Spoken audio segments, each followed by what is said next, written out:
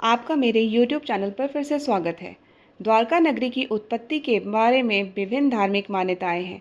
सबसे आम मान्यता यह है कि भगवान कृष्ण ने मथुरा से पलायन कर यादव वंश की रक्षा के लिए समुद्र में द्वारका नगरी की स्थापना की थी, ताकि अपने परिवार और अपने राज्य पर हमले को रोका जा सके।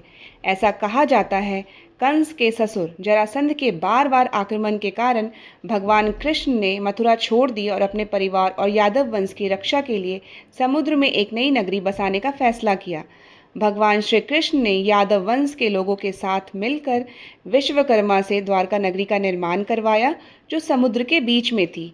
द्वारका नगरी समुद्र में होने के कारण यह सुरक्षित और दुश्मनों के आक्रमण से सुरक्षित थी। भगवान श्री कृष्ण द्वारा समुद्र तट पर बसाई द्वारका नगरी एक ऐसी जगह है जो कई पौराणिक कथाओं और रहस्यों से भरी हुई है।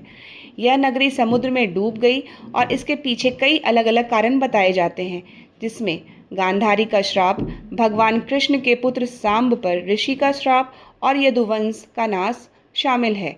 ऐसे में अगर आप भी जानना चाहते हैं आखिर द्वारका नगरी समुद्र में कैसे डूबी, तो चलिए आपको बताते हैं द्वारका नगरी के समुद्र में डूबने का रहस्य।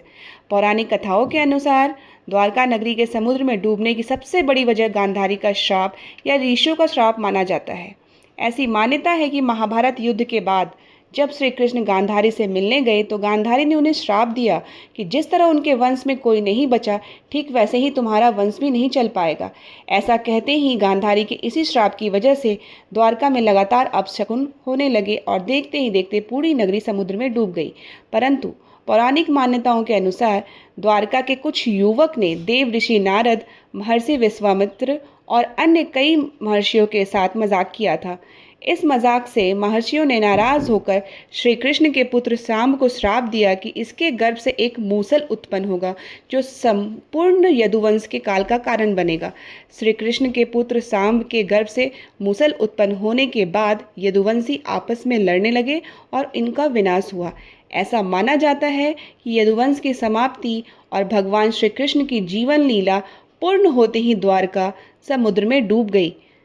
परंतु वैज्ञानिकों के अनुसार जलवायु में परिवर्तन, भूकंप और तटीय कटाव जैसे प्राकृतिक कारण भी द्वारका नगरी के डूबने के कारण बने। राधे राधे।